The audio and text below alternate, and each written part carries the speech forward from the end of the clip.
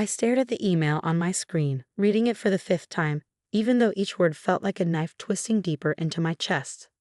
Subject: Training Transition. Effective immediately from Marcus Peterson, CEO to Sarah Mitchell, Head of Operations.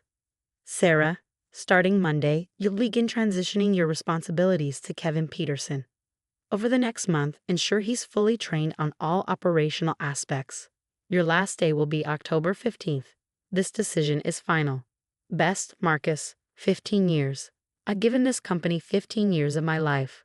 Worked my way up from junior analyst to head of operations. Built the systems that had transformed Davidson and Mills from a struggling regional player into an industry leader. And now I was being replaced by the CEO's 26-year-old nephew, whose biggest achievement was managing not to flunk out of business school. My hands shook as I closed my laptop. Through the glass walls of my office, I could see Kevin lounging at his desk, feet propped up, watching something on his phone. He'd been here 3 months as a management trainee, contributing nothing except endless complaints about the coffee quality and our outdated dress code. "Come in," I called out at the knock on my door, quickly wiping my eyes. Marcus Peterson himself stood in the doorway, his expensive suit and carefully styled gray hair a stark contrast to the smirk on his face. "Sarah, got my email, I assume." He settled into one of my visitor chairs without waiting for an invitation. "Look, I know this might seem sudden, but Kevin needs this opportunity. He's family, and family comes first." "Marcus," I kept my voice steady, professional. "The Miller merger is in final stages. The new inventory system rollout starts next week. The key for projections." He waved his hand dismissively. "Kevin will handle all that. Just make sure you train him properly. He spends half his day on TikTok." The words burst out before I could stop them.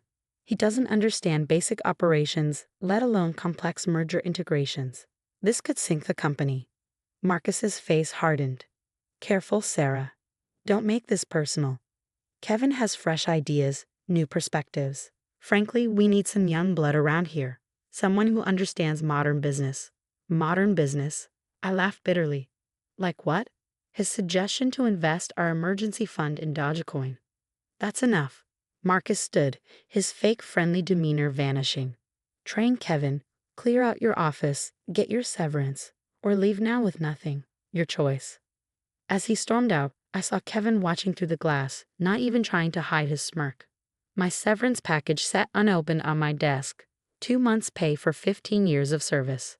The injustice of it burned in my throat. What Marcus didn't know, what no one knew, was that I'd been preparing for something like this for years. Not this exactly, but I'd seen too many talented people pushed out, replaced by Marcus's endless parade of incompetent relatives and golf buddies. I'd watched him slowly destroy everything we built, all while padding his own pockets and his family's positions. So I'd started buying stock. Small amounts at first, whenever I could afford it. Then larger chunks when my investments in other areas paid off. Always through different brokers, different entities. For 3 years, I'd been the mysterious investor steadily acquiring shares, keeping just under the disclosure threshold. Last week, when rumors of Kevin's promotion started circulating, I'd made my final move. One last major purchase, carefully timed and structured. The paperwork was probably sitting on the board secretary's desk right now, waiting to be processed. I opened my desk drawer and pulled out a small leather portfolio. Inside was a single document, proof of my controlling interest in Davidson and Mills, now at 51%. Obtained through careful planning, smart investing, and a lot of patience. Marcus thought he was forcing me to train my replacement.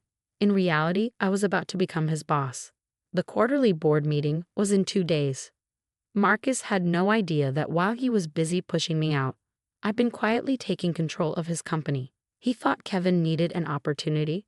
Well, I was about to give everyone a masterclass in real modern business.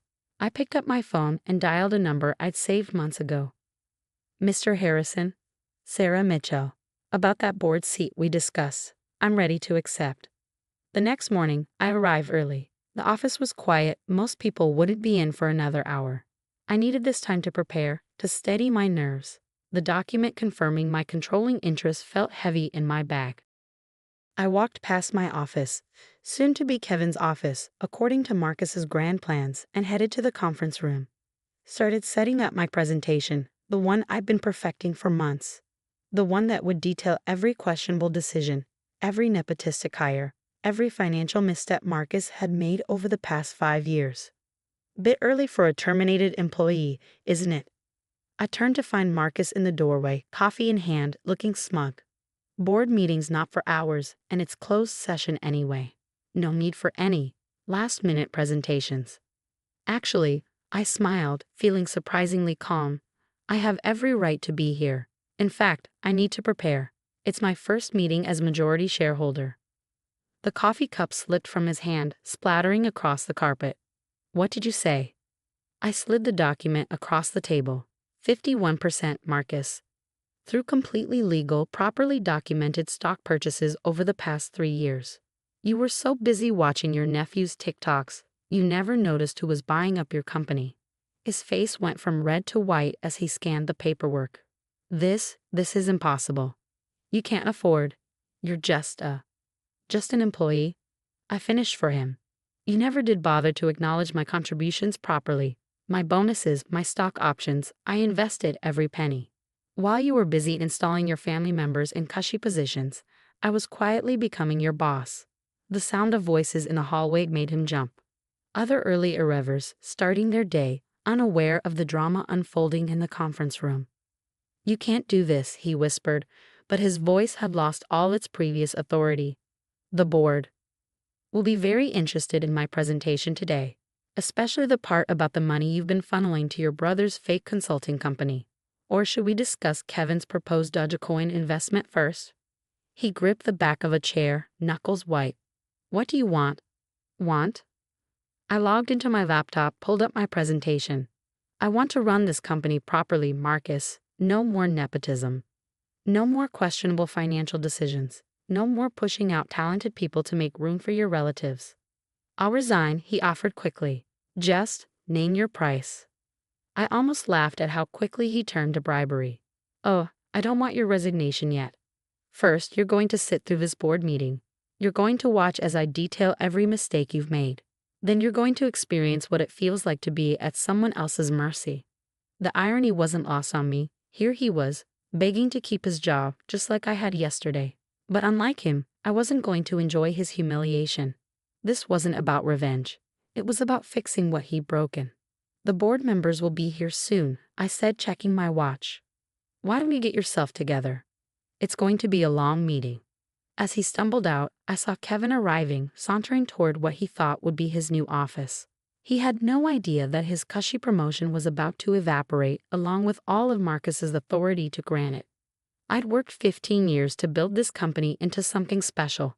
Now I had the power to protect it, and everyone else Marcus had tried to push aside. The board meeting was about to change everything, and I was ready. The boardroom filled slowly. I recognized most of the faces. Elderly men in expensive suits who'd rubber-stamped Marcus's decisions for years. They barely glanced at me as they took their seats, probably assuming I was there to take notes or serve coffee. Marcus sat at the head of the table, his usual confidence replaced by a sickly pallor. His brother James, Kevin's father, and another board member kept shooting him concerned looks. I noticed Marcus hadn't warned him about what was coming. Before we begin, Marcus's voice cracked slightly. There's been a development. Ms. Mitchell has some information to share. All eyes turned to me, most expressions ranging from confused to annoyed. James Peterson actually checked his watch. Thank you, Marcus. I stood, placing my documents on the table.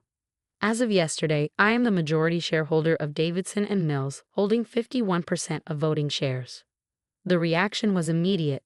James Peterson jumped to his feet, face red. That's impossible. Where would you get that kind of money? I smiled, sliding copies of my documentation to each board member. 15 years of bonuses, stock options, and smart investments. Every purchase properly documented and legally executed. You can verify with your own attorneys, but I assure you it's ironclad. This is absurd, James sputtered. Marcus, do something. But Marcus just stared at the table, knowing what was coming next. Now let's discuss some concerning patterns I've observed. I continued pulling up my presentation, starting with the $2.3 million in consulting fees paid to Peterson Analytics last year. James went pale. His consulting company, the one that had never produced a single report or deliverable. Or perhaps we should examine the 7 executive positions currently held by Peterson family members, none of whom met the minimum qualifications for their roles. I clicked through slides showing their resumes or lack thereof, including the recent attempt to install Kevin Peterson as head of operations, despite his complete lack of relevant experience. The other board members were flipping through my documentation now, their expressions darkening as they realized the extent of the nepotism and mismanagement. This ends today, I stated firmly. I'm implementing immediate changes to protect this company's future. What followed was the most intense 3 hours of my life. I detailed every questionable decision, every wasteful expenditure, every instance of nepotism that had weakened our company. The board members, many of whom had dozed through previous meetings, were now fully engaged. By the time I finished, the mood in the room had shifted dramatically. These men might have been Marcus's golf buddies, but they were also businessmen who'd invested heavily in Davidson and Mills. They couldn't ignore the evidence of mismanagement I presented. I moved for an immediate vote of no confidence in Marcus Peterson as CEO. Richard Harrison, our oldest board member, announced. Others quickly seconded. Marcus finally found his voice. You can't do this. This company has been in my family for 3 generations, I cut in, and you've nearly destroyed it with your nepotism and mismanagement. The vote, gentlemen? It was unanimous. Even James, seeing which way the wind was blowing, voted to remove his own brother as CEO. Ms. Mitchell, Harrison turned to me. Given your controlling interest and evident understanding of this company's operations, I move to appoint you as interim CEO. All in favor? Another unanimous vote. Marcus slumped in his chair, defeated. My first act as CEO, I announced, is to terminate the employment of all unqualified executives, effective immediately. Mr. James Peterson, your consulting contract is also terminated. Security will escort you to clear out your offices. As if on cue, security appeared at the door. I'd arranged this days ago, knowing how the meeting would end. You can't just throw us out, James protested. We built this company. No, I corrected him. The employees you exploited built this company, the ones you pushed aside to make room for your family members. That ends now. As security led them out, I could hear Kevin in the hallway, his voice rising in protest as he realized his cushy future had evaporated.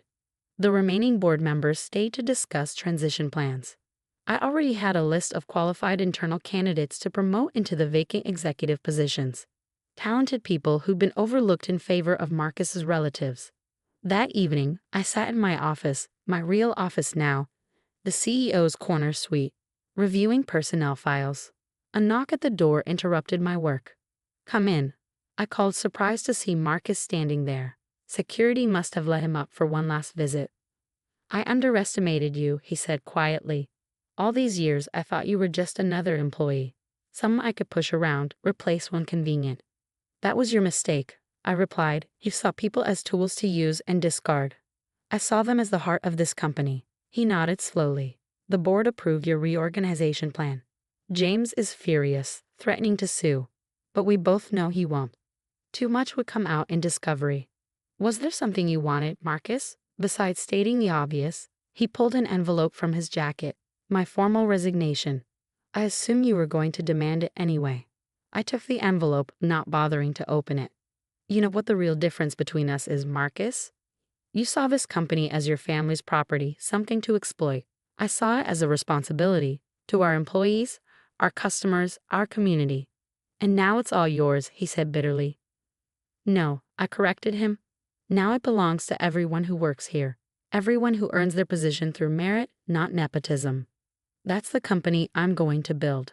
After he left, I walked through the quiet office. Most employees had gone home, but a few lights still burned at distant desks, dedicated people staying late to finish projects, unaware that their workplace was about to transform.